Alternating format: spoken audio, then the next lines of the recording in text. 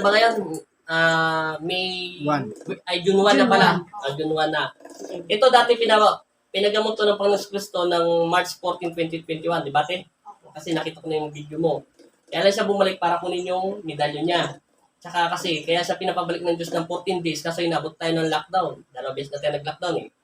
Ngayon, para linisin na lang. Unang sakit niya, yung babaeng black lady na yung buhok, ay nakaganon sa buong katawan niya, kaya nangangatin lahat ng parte ng katawan niya.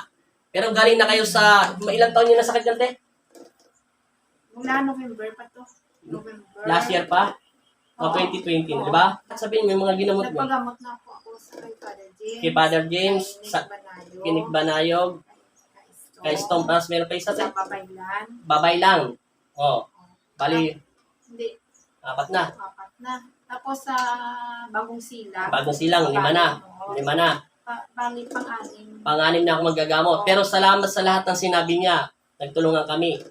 Wala akong ditong tinatapakan. Sinalabas lang namin yung totoo. Ang nakasapit talaga sa kanya, yung black lady na nakaganon yung buhok. Kasi umabot ako sa kanya, ilang minutes yung video niyo, te? 45. 45 minutes. Mahirap. Hirap pagulin yung black lady talaga. Kasi yung black lady, parang gustong kunin na itong katawan niya at dito na siya titira. Kaya lang ito pinabalik dahil para kunin yung kwintas niya na pangontra at konting linis na lang. Pero ngayon, yung nilinis ka ng May 14, 2021 ka ginamot, ano na-realize mo sa katawan mo yung panahon na yon? Eh ngayon, June 1 na ngayon. Ano ba ang pinagbago na karamdaman mo dati? Kasi sabi mo, araw-araw ka Makati, walang oras, kahit naka-aircon ka, amon ka ng kamot, wala naman nangyayari. Dati, na pag 6 o'clock, 6 o'clock, kumakati ng likuran ko, parang marami nang gumagapang ng mga nang hindi mo kaya ipaliwanag. Oo, na hindi ko alam kung ano yan, pero wala Tapos naman nagpatingin na kayo sa medisina, di ba? Ano sabi ng medisina sa inyo dati? Matagal na kasi. Ang sa medisina, iba naman yun. Hindi, anong sinabi niya sa inyo? Kung bakit nangangatila yung mga katawan mo? Wala siyang Wala siyang masabi yung Wala doktor. siyang Basta binigyan kayo ng ointment, di ba? Wala rin. Gamot lang. Wala rin. Gamot Wala. lang na ibang sakit yung para. Iba sa sakit. Pero sa katikatin niyo, wala siya Wala. maibigay. Pero salamat pa rin una sa Diyos. At pangalawa, bilang instrumento at pinagkaloob niya kayo sa akin. Hindi ako nagamot sa inyo ha, yung pong Nazareno. Pero maayos na yung pakiramdam niyo kasi 2 buwan bago kayo nakabalik dito. Sa 2 buwan, ano naman pinagbago sa inyo yung March 14? Yung March 14, Oo. nang ginamot ako dito.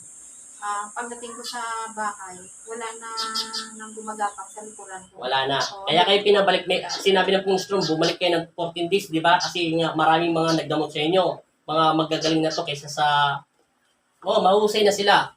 Kaso hindi kakayanin, di ba? Kasi yung black lady plus yung kati-kati mga parang, parang tunggay na hindi mo maintindihan. Hindi naman taga, spiritual yun, te, ha? Ngayon, nawawala na siya. Wala na. Ngayon, nilinis na kayo ng Diyos. Okay na po yan. Anong masasabi niyo sa ating Ama na binigyan ka ng himala ng pong Nazareno? Nagpapasalamat ako una sa Panginoon. Siyempre. Diyos Ama, sa pangalawa sa Diyos Ama ng Nazareno. At pangatlo sa Hindi, okay na lang, te. magagamot. Bilang instrumento lang kami. Opo. Hindi kami sinugo, hindi kami maestro. Kaya salamat pa rin. Importante maniwala lang kayo sa Diyos. At ingat kayo, taga-saan pala kayo? Pagka... Pasig. Quezon City. Quezon City nga pala. Ilang minutes na yan? 4. Okay na yan. Papasalamat.